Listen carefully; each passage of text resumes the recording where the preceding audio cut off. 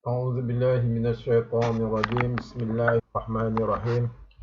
Assalamualaikum warahmatullahi wabarakatuh.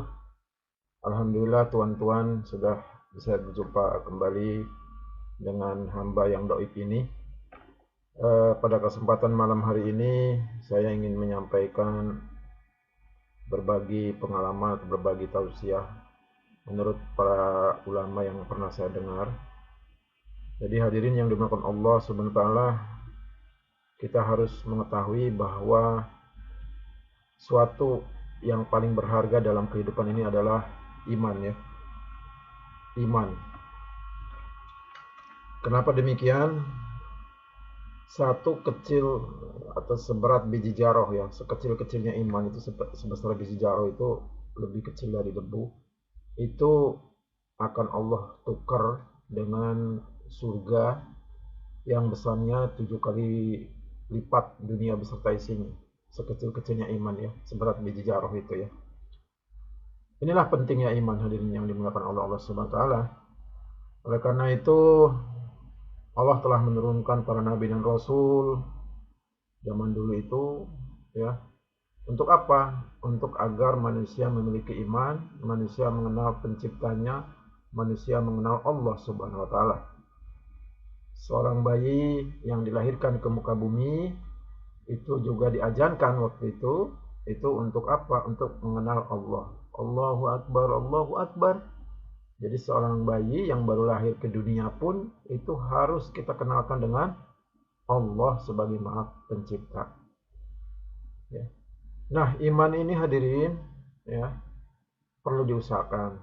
Tidak bisa kita untuk mendapatkan iman ini hanya diam. Ya. Untung saja orang tua kita ini sudah Islam, sehingga kita punya kalimat la ilaha illallah Muhammadur Rasulullah. Tetapi iman yang didapat ini apabila tidak ada upaya, tidak ada usaha, maka lama-lama ibarat lampu. Lampu itu dari terang, hari 2, 3 hari, 4 hari, sebulan, 2 bulan, lama-lama menjadi redup. Baterai handphone juga begitu, 1 hari, 2 hari, 3 hari tahan, tetapi lama-lama menjadi lemah, bisa sampai mati. Nah, iman demikian juga. Ya. Bisa-bisa iman ini naik turun atau keluar masuk, lama-lama bisa seperti baterai mati. Begitu kita merasakan iman itu lemah, maka kita akan merasa berat melaksanakan amal-amal ibadah. Ya.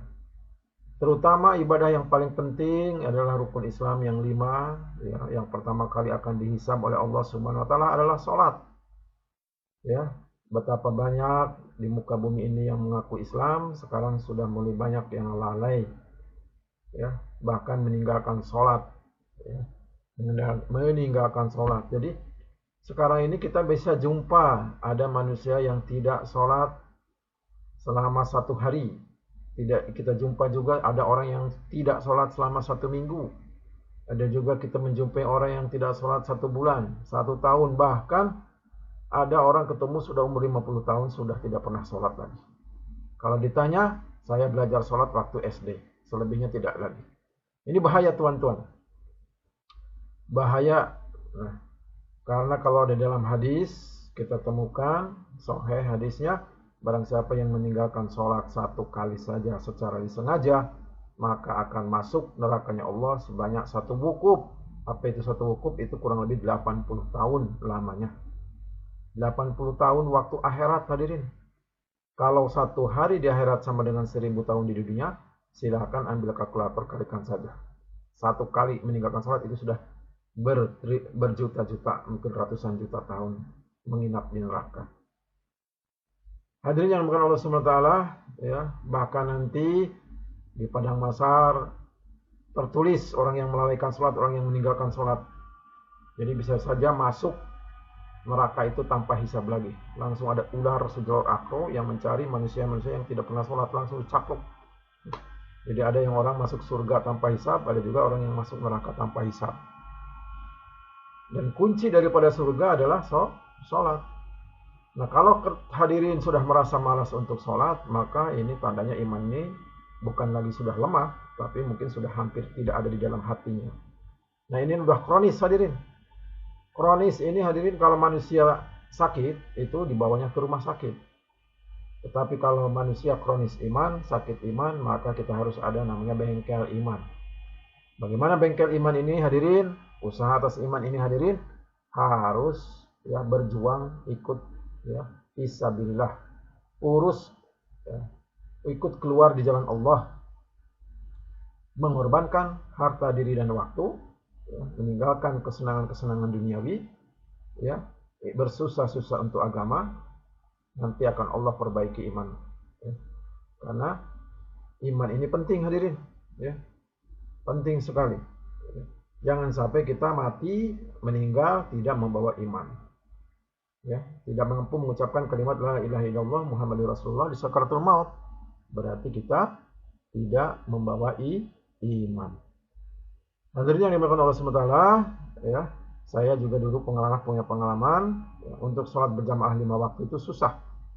Tetapi setelah ikut keluar di jalan Allah, urus fisabilillah dengan komunitas jamaah tabligh, ya, maka alhamdulillah Allah kasih hadiah.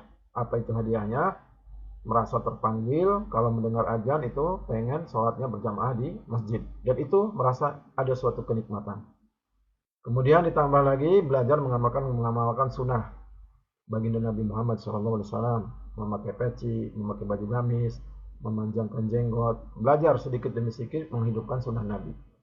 Karena barang siapa mencintai atau mengamalkan sunnahku, kata Nabi, ya ada hadisnya soalnya, barang siapa mengamalkan sunnahku berarti dia mencintai aku, barang siapa mencintai aku maka akan bersamaku di dalam surga. Jadi jangan sampai hadirin kita sampai pensiun, sampai meninggal dunia itu tidak pernah mengamalkan sunnah-sunnah baginda Nabi, ya. Tidak pernah berjenggot misalnya, tidak pernah memakai peci, tidak pernah memakai gamis, tidak pernah memakai siwak, ya, makan mungkin masih pakai sendok garpu, ya, kadang-kadang mungkin buang air kecil masih berdiri, ya. Nah, ini jangan sampai demikian hadirin, belajar menghidupkan sunnah. Karena nanti Rasulullah katakan barang siapa menghidupkan sunnahku, ya, berarti dia mencintai aku. Barang siapa mencintai aku, maka dia akan bersamaku di dalam jannah. Jadi itulah hadirin yang dimaksud Allah SWT sebagai ungkapan hati, ungkapan rasa, ya. Karena kemaksiatan terbesar di dunia ini sekarang ini orang-orang melalaikan sholat dan meninggalkan sholat. Ada orang yang sholat tapi melalaikan, ya, misalnya sholat duhur sudah jam 3, sholat asar sudah setengah 6, begitu ya. Jadi ini namanya melalaikan juga, bahaya, ya. Ada hukumnya lagi tersendiri. Nah yang lebih parah lagi, meninggalkan sholat itu sudah sangat banyak. Jadi kemaksiatan terbesar umat Islam ini adalah meninggalkan sholat.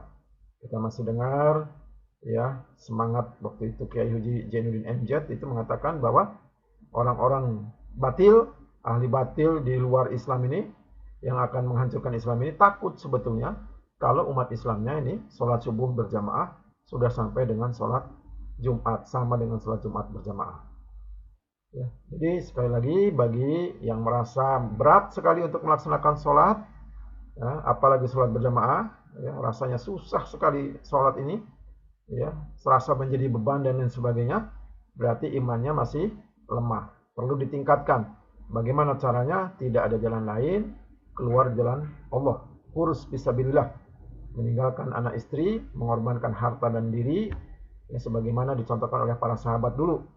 Ya, para sahabat itu hijrah dari Mekah ke Madinah, kemudian meninggalkan anak istrinya, ya, berkeliling, ya, dari kampung ke kampung, dari negara ke negara untuk menyebarkan agama Islam. Berarti kita ini juga punya kewajiban yang sama, ya, sehingga kita juga nanti insya Allah di padang mahsyar akan digolongkan dengan para sahabat yang memperjuangkan agama. Demikianlah yang bisa disampaikan dengan waktu yang singkat ini.